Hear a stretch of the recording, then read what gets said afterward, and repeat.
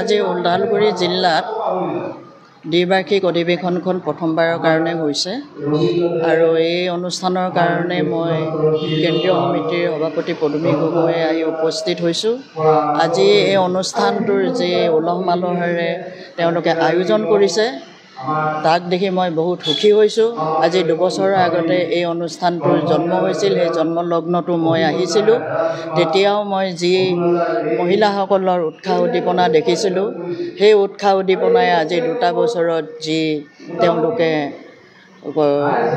তীব্ৰ গতিৰে আগবাঢ়ি গৈ আজি এনেকুৱা সুন্দৰ এটা অনুষ্ঠান উপহাৰ দিছে, তাৰ কাৰণে মই তেওঁলোকক ধন্যবাদ দিছোঁ আৰু অভিনন্দন জনাইছোঁ।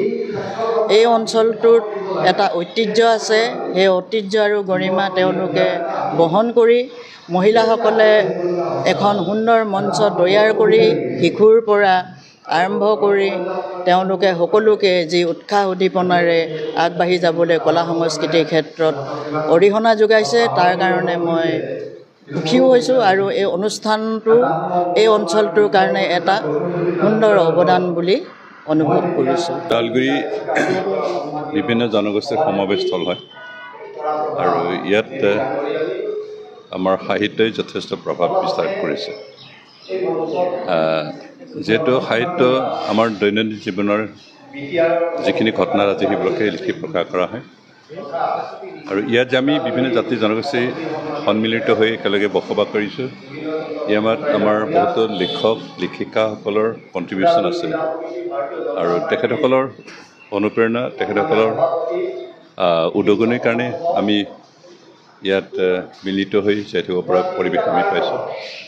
আজি ওদালগুৰি লেখিকা সমাজৰ যি প্ৰথম দ্বিবাৰ্ষিক অধিৱেশন, ইয়াত আমাৰ ওদালগুৰিৰ যিখিনি লিখা পঢ়াৰ লগত জড়িত থকা ব্যক্তিসকল সমবেত হৈছে আৰু মই ভাবোঁ এই পৰিৱেশ আমাৰ সদায় কণ্টিনিউ হ'ব, কাৰণ সাহিত্য চৰ্চা কৰা ব্যক্তিসকল সদায় চিন্তাবিদ হয়, সমাজৰ কাৰণে চিন্তা কৰে, দেশৰ কাৰণে চিন্তা কৰে আৰু সমাজৰ উন্নয়নৰ কাৰণে, সমাজৰ ঐক্যৰ কাৰণে চিন্তা কৰি থাকে।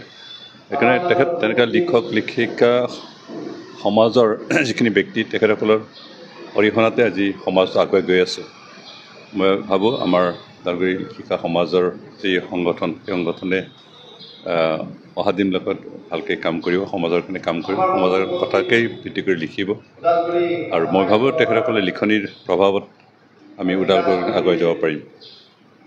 যিহেতু আজি বিশ্বৰ যিমানবিলাক যুগান্তকাৰী ঘটনা হৈছে, সেইবোৰ লিখক লেখিকাসকলৰ লিখনিৰ ওপৰত ভিত্তি কৰি তেখেতসকলৰ লিখনিৰ প্ৰভাৱতেই তেনেকুৱা ঘটনাবিলাক হৈ গৈছে আৰু তেনেকৈ সমাজ বিৱৰ্তন হৈছে, সমাজ পৰিৱৰ্তন হৈছে আৰু সমাজৰ যিখিনি বিশৃংখলতা, যিখিনি উশৃংখলতা, সেইখিনি নাইকিয়া কৰি এটা শৃংখল সমাজ তেনেকৈ গঠন হোৱা আমি দেখিবলৈ পাইছোঁ। সেইকাৰণে মোৰ আশা যে আমাৰ ওদালগুৰি লেখিকা সমাজে এই দায়িত্ব ঠিকমতে পালন কৰি আহিছে আৰু ঠিকমতে পালন কৰি যাব।